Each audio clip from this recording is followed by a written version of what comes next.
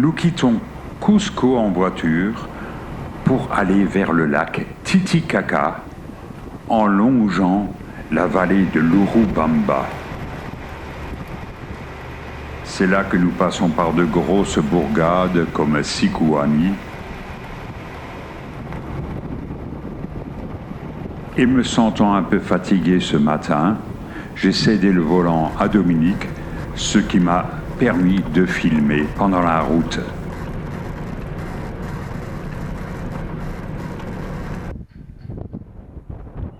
C'est ainsi que nous arrivons à Raxi.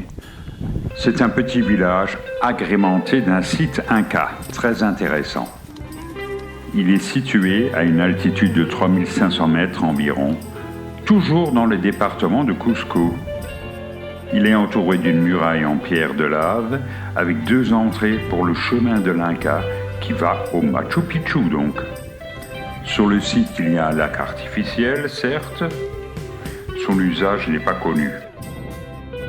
Parmi les édifices, il y a le temple, avec 92 mètres de long, et le toit était maintenu par 22 colonnes faites de pierre parfaitement ajustées dans la partie basse. C'est le seul site Inca où on voit des colonnes. Il y a aussi les Colcas.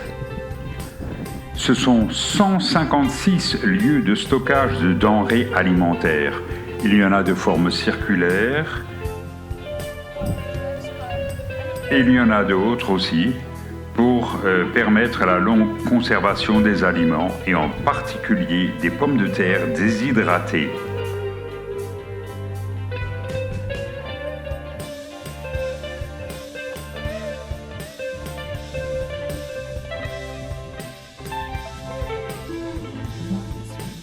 Et on y retrouve, comme souvent dans les sites Inca, ces pierres qui sont parfaitement assemblées, sans joint.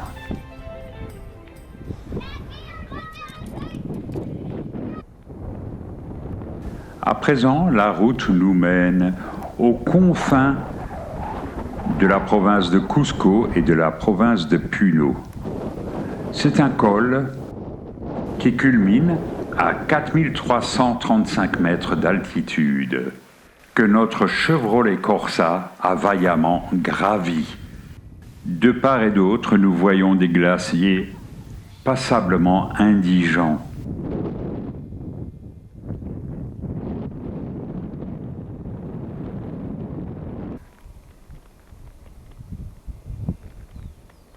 Et de continuer notre route qui nous mènera à Puno, qui est le port principal du lac Titicaca.